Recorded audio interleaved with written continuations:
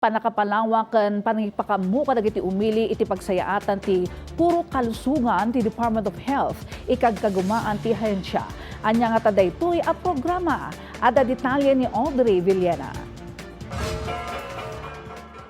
Iti serbisyo ti puro kalusugan, mapabigsa dagiti serbisyo ti salunat, baban iti panangawat iti ad-adwa health workers, tapno maidanon dagiti serbisyo kadagiti tattao asaan a makadanon iti health centers. Tinatry naman nila ngayong year, last year and year, na mapabilis yung procurement ng bakuna. Kaya yun ang complaint.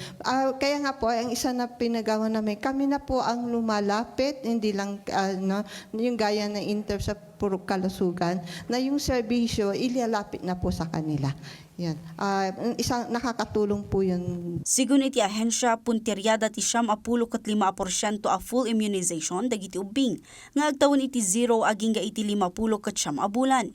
Bayad nga iti Cordillera iti 2021, dinmanon iti 67.62% ti bilang ti full immunization kadagiti ubing, 55.77% iti 2022, 65.3% iti 2023, 66.15% iti 2024, kan 59.72% iti 2025.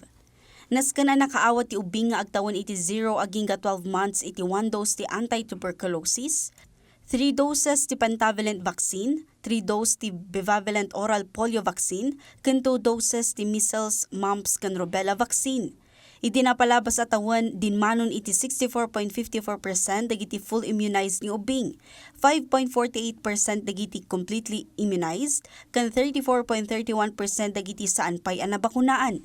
Low immunization coverage has contributed to outbreak of measles, rubella, pertussis, and diphtheria, underscoring the urgent need to strengthen demand for routine vaccination and improve our service delivery. Iti datos man po January 4 aging April 4, nakairecord ti ahensya iti 27 a kaso ti measles ken rubella. Agarup iti may sagasot 60 ket may sa kaso ti nailista iti 2025. Nakaschedule iti Cordillera inton August 10 aging August 28 iti Iligtas Tigdas program. Sadyay maipayan dagiti ubing iti vitamin A supplement nga ad-adda amang kisay iti peggad ti komplikasyon ti measles. Audrey Villena para iti Pambansang TV, iti Baro a Pilipinas.